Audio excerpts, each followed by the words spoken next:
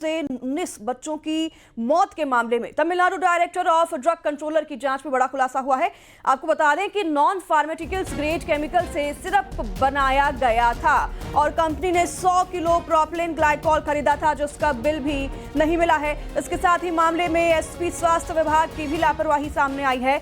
लगातार हो रही बच्चों की मौत के बावजूद भी 29 सितंबर को सैंपल कलेक्ट कर सरकारी रजिस्ट्री पोस्ट से भोपाल भेजे गए थे, जो कि 3 दिन में पहुंचे। स्वास्थ्य विभाग ने इसे इमरजेंसी नहीं माना और फिर तब तक तमिलनाडु सरकार जांच कर सिरप को बैन कर भी चुकी थी। तो बड़ा खुलासा हुआ है। फार्मास्यूटिकल जो ड्रग खरीदा गया था उसमें तमिलनाडु की जांच पड़ताल में ये बड़ा खुलासा हुआ है। सामने ये बड़ी अपडेट आई है। 100 किलो प्रोपिलीन ग्लाइकॉल खरीदा गया था, जिसका बिल बरामद नहीं हुआ है और मामले में एसपी स्वास्थ्य विभाग की लापरवाही भी सामने आई है, क्योंकि जब बच्चों की मौत हो रही थी तब भी तुरंत एक्शन नहीं लिया गया है। 29 सितंबर को सैंपल कलेक्ट कर सरकारी रजिस्ट्री पोस्ट से भोपाल भेजे गए थे और 3 दिन में पहुंचे स्वास्थ्य विभाग ने इसे इमरजेंसी नहीं माना। ये बड़ी लापरवाही। भोपाल से हमारे साथ हमारे सहयोगी शैलेंद्र भदौरिया जुड़ गए हैं।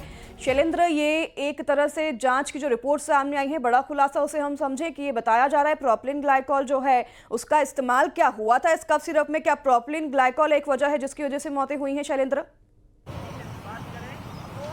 देखिए, बिल्कुल देखिए, तमाम तरह के आशंकाएं जो है इस पूरे मामले को लेकर जताई जा रही हैं। जिस तरीके से अधिक मात्रा जो है अन्य रसायनों की मिली है, जैसे में जब टीम वहां पहुंची तो प्रोपिलीन ग्लाइकॉल जो है वो वहां पर बरामद हुआ है और जो पता चला है कि 100 किलो के आसपास प्रोपिलीन ग्लाइकॉल उस कंपनी के द्वारा श्रीसन फार्मा जिसका नाम है उसके द्वारा खरीदा गया था। तो ऐसे में इस बात की तरफ आशंका की जा रही है कि हो सकता है कि इसका उपयोग कफ सिरप में किया गया हो। आमतौर पर इस जो रसायन है उसका उपयोग किसी भी चीज में नमी बनाए रखने के लिए या तरल बनाए रखने के लिए होता है और आमतौर पर यह भी देखने में आता है कि प्लास्टिक पेंट और अन्य जो पेंट्स आते हैं उनमें इनका इस्तेमाल होता है। तो ऐसे में इस बात की आशंका भी है कि जो कफ सिरप कोल्ड ड्रिप जो बनाया जा रहा था, हो सकता है इसमें इसका इस्तेमाल हो, क्योंकि कंपनी के लोगों से जब पूछताछ की गई तो वो कोई संतुष्टिजनक जवाब नहीं दे पाए कि आखिर कफ सिरप बनाने की कंपनी में इस तरह के रसायन का क्या उपयोग है।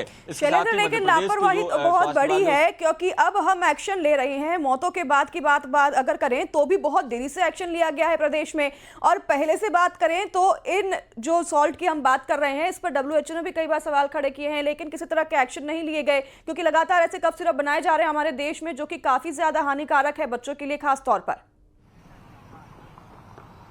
बिल्कुल आपने ठीक कहा। देखिए, जो 3 कफ सिरप जो मध्य प्रदेश में बैन किए गए उनमें DEG की मात्रा अधिक पाई गई, लगभग 40% से अधिक मात्रा पाई गई, जो किसी भी नवजात छोटे बच्चे को, खासकर 5 साल के बच्चे को अगर देंगे तो उसका मल्टीपल ऑर्गन फेल्यूर का कारण बन सकते हैं और मध्य प्रदेश में वो देखने को भी मिला। देखिए, मध्य प्रदेश स्वास्थ्य विभाग की गंभीर लापरवाही है कि जब लगातार बच्चों की मौत हो रही थी और 29 सितंबर को जब पहले सैंपल लिए गए तो उनको प्रायोरिटी बेसिस पर भोपाल नहीं भेजा गया, बल्कि उनको सामान्य डाक से भेज दिया गया और 1 अक्टूबर को तमिलनाडु सरकार ने इस पूरे मामले में जांच कर ली, कंपनी को सील भी कर दिया। उसके बाद मध्य प्रदेश में ये जांच रिपोर्ट आती है और 4 तारीख को जाकर मध्य प्रदेश में कफ सिरप बैन होता है। तो ये अपने आप में कई तरह के गंभीर सवाल खड़े कर रहा है। हालांकि स्वास्थ्य मंत्री प्रवीण सोनी जो कि गिरफ्तार हुए, जिन पर भी अब कई तरह से कार्रवाई होगी कई धाराओं में, उस पर क्या अपडेट है मुझे बताइएगा, क्योंकि डॉक्टर की पूरी तरह से यहाँ पर गलती तो है नहीं, गलती तो काफी ज्यादा मैन्युफैक्चरर की भी है, जो फार्मास्यूटिकल कंपनी है उनकी भी है।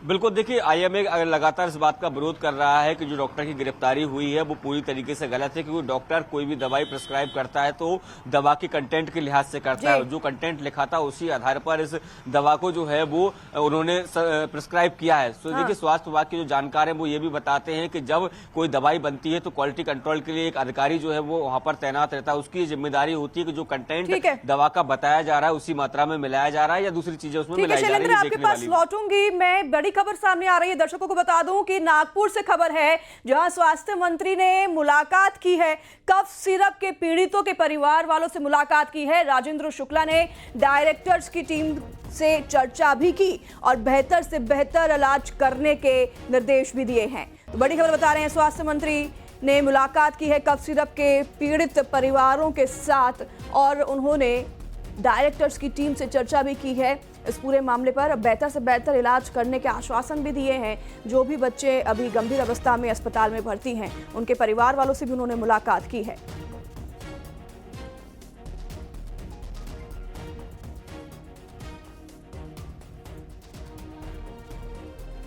तस्वीरें आप देख रहे हैं अस्पताल से। स्वास्थ्य मंत्री राजेश शुक्ला ने मुलाकात की है। कफ सिरप के पीड़ित परिवारों से मुलाकात की उन्होंने और साथ ही उन्होंने अच्छे और बेहतर इलाज देने का आश्वासन तो दिया ही है। साथ ही डॉक्टर्स की टीम के साथ उन्होंने चर्चा भी की। अस्पताल में जो भी डॉक्टर्स बच्चों का इलाज कर रहे हैं उनके साथ उन्होंने चर्चा भी की है और बेहतर से बेहतर इलाज करने के निर्देश सभी डॉक्टर्स की टीम को दिए हैं। जो भी बच्चे कफ सिरप से पीड़ित हैं और अभी घायल अवस्था में अस्पताल में भर्ती हैं, उन सब के परिवार से मिलने स्वास्थ्य मंत्री पहुंचे राजेश शुक्ला और उन्होंने बेहतर इलाज करने के आश्वासन दिए।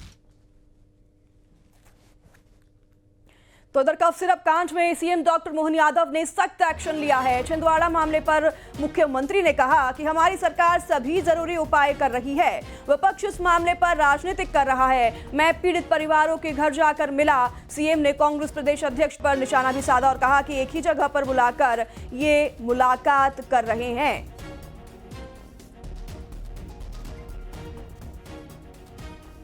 हर विषय का मौके पे जाकर के, यहाँ तक कि बड़ा आपको जानकारी होगी कि हमारे अपोजिशन की पार्टी के अध्यक्ष जी घर घर नहीं जा पाए, वो एक जगह बिठा के बात कर रहे हैं। हम तो हर एक के घर घर गए क्योंकि हमारी संवेदनशीलता है। हमारे लिए ये एक औपचारिकता कर्मकांड नहीं, इसलिए बेहतर से बेहतर हो सकता है। हमने कार्रवाई भी की, बाकी काम भी किया।